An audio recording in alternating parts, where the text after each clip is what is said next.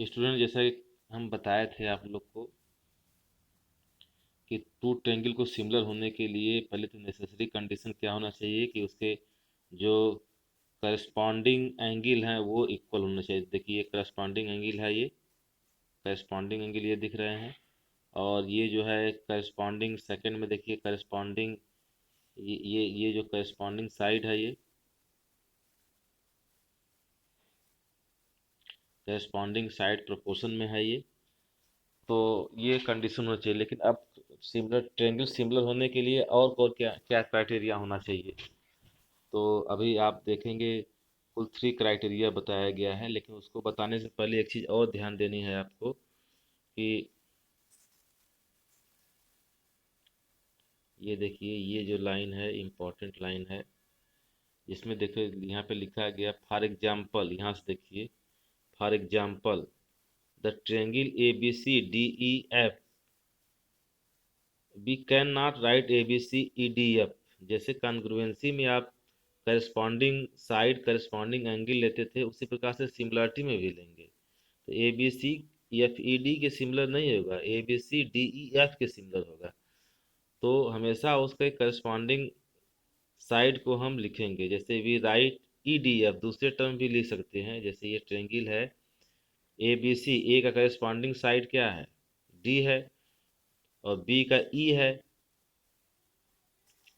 तो क्या लिख सकते हैं आप, ये देखिए बी ए सी अगर लिखते हैं यहाँ पे तो इधर ई डी एफ लिखेंगे। क्यों लिखेंगे, बी ए सी यहाँ पे लिखे हैं नीचे, तो बी ए सी लिखे हैं तो यहाँ पे ई डी एफ लिखेंगे। देखिए बी ए सी ऐसे आ रहा है, तो ई डी एफ ऐसे चल रहा है। मतलब उसका करस्पॉन्डिंग एंगल जो है उससे टैली करना चाहिए। तो इस बात का ध्यान रखेंगे जब भी जो दो ट्रायंगल सिमिलर हैं तो उनके करस्पॉन्डिंग एंगल को ध्यान में रख करके उसी सिंबॉलिक फॉर्म में लिखना चाहिए। तो ये तो हो गया सिंबॉलिक फॉर्म। अब हम बताते हैं आप लोगों को क्राइटेरिया। क्राइटेरिया सिमिलर ट्रायंगल होने के लिए क्या क्या क्राइटेरिया बताई गई हैं, स्पेशली देखिए 3 क्राइटेरिया बताई गई हैं। एक क्राइटेरिया है एंगल एंगल जो हम डिस्कस करने जा रहे हैं, दूसरा है साइड साइड साइड, और तीसरा है साइड एंगल साइड। तो मेनली 3 क्राइटेरिया है, लेकिन उसी में से एक क्राइटेरिया और बनाई गई है एंगल एंगल एंगल में से, एंगल एंगल भी क्राइटेरिया बनाई गई है। तो एंगल एंगल कैसे आया है, एंगल एंगल में अगर किसी ट्रायंगल के तीनों एंगल इक्वल हैं तो वो सिमिलर होगा। लेकिन अगर उसके दो ही एंगल इक्वल हैं तो भी सिमिलर होगा, क्योंकि तीसरा वाला अपने आप इक्वल हो जाएगा। अगर किसी दो ट्रायंगल के दो एंगल इक्वल हैं तो तीसरा वाला अपने आप हो जाएगा। तो एक क्राइटेरिया इसी में रिमार्क में हम और लिख लेते हैं एंगल एंगल भी। तो पहले हम एंगल एंगल एंगल क्राइटेरिया देखते हैं। इसमें क्या कहा गया, स्टेटमेंट को ध्यान से देखिए। देखिए इसमें कहा गया है कि in two triangle corresponding angle are equal, in two triangle corresponding angle are equal, then their corresponding side are in same ratio or proportion, and hence the two triangle are similar। अगर means उसके corresponding angle equal हैं और उसके corresponding side ratio में है, same proportion में है, तब हम कहेंगे कि दोनों ट्रायंगल सिमिलर होंगे। तो इसको हम बोलते हैं angle angle angle criteria. Generally इसका प्रूफ और आता नहीं है, लेकिन क्राइटेरिया बहुत ज़्यादा यूज होता है। क्राइटेरिया तो इतनी कंडीशन होना चाहिए। प्रूफ में अगर देखना चाहें तो देख लीजिए, ए बी सी लिया गया है, डी ई एफ लिया गया है इसमें, और जिसमें ये गिवन है, गिवन क्या है, angle A is equal to D दिया गया है, angle B is equal to angle E दिया गया है, angle C is equal to angle F दिया गया है। ये गिवन है। तो इसको प्रूव करने के लिए एक कंस्ट्रक्शन कर लिया गया, पी क्यू ई एफ के पैरेलल ड्रा किया गया है, जिसमें इस तरीके से ड्रा किया गया है कि जिसमें जो ए बी है वो डी पी की इक्वल हो जाए। ये देखो ए बी जो है डी पी की इक्वल है, और ए सी जो है डी क्यू जो है ए सी की इक्वल है। तो इस प्रकार से किया गया है। तो तीनों साइड जब इक्वल होंगे, दो साइड दो साइड हो गए, ए बी डी पी की इक्वल हो गया, ए सी डी क्यू की इक्वल हो गया, और angle A is equal to angle D है, तो आपको पता होगा साइड एंगल साइड से ट्रेंगल क्या हो जाएंगे, कॉन्ग्रुएंट हो जाएंगे। तो A B C D P Q के कॉन्ग्रुएंट हो गया। जब कॉन्ग्रुएंट हो गया तो इसके करस्पॉन्डिंग पार्ट इक्वल होंगे। तो angle B is equal to angle P हो गया, और angle E is equal to देखिए angle P is equal to E हो गया। ठीक है।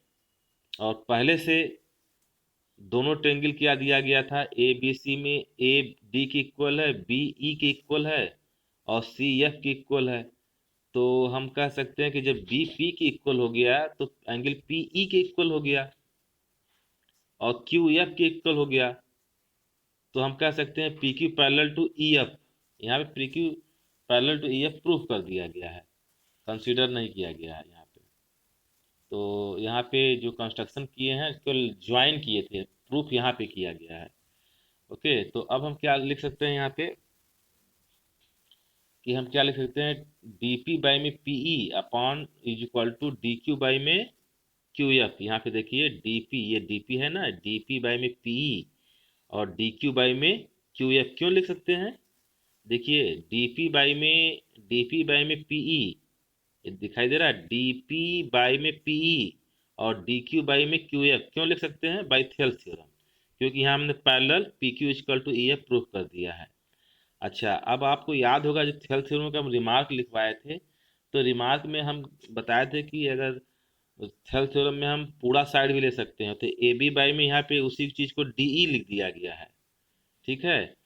तो यहाँ पे हम क्या लिख सकते हैं, जैसे कि मान लीजिए, या यहाँ पे आप डीपी क्यों ही ए बी लिखा गया है, डीपी को ए बी लिखा गया है, और ए सी को क्या लिखा गया है, डी क्यू लिखा गया है। तो यहाँ पे पहले तो कन्वर्ट कर लीजिए, ए बी बाई में डी ई और ए सी बाई में डी एफ। ठीक है, क्योंकि हम ये सपोज किए थे डी पी इक्वल टू क्या, D P equal to A B यहाँ पे सपोज किए हैं ये। और फिर इसके बाद तो हम यहाँ पे इसको कन्वर्ट कर लिए हैं, डी पी बाई में पी की जगह क्या लिख दिए हैं, डी पी की जगह ए बी लिख दिए हैं, और डी क्यू की जगह ए सी लिख दिए हैं। तो ये हो गया ए बी बाई में डी ई और ए सी बाई में डी एफ, ये हो गया। अब सिमिलरली इसी प्रकार से हम दूसरा भी कर सकते हैं, ए बी बाई में D E equal to B C by में ई एफ। तो अगर हम इसको दोनों रिजल्ट को कंबाइन करेंगे तो क्या आ जाएगा, ए बी बाई में D E B C by में ई एफ और equal to A C by में डी एफ। तो इस प्रकार से ये जो है side side angle angle angle criteria proof हो गया।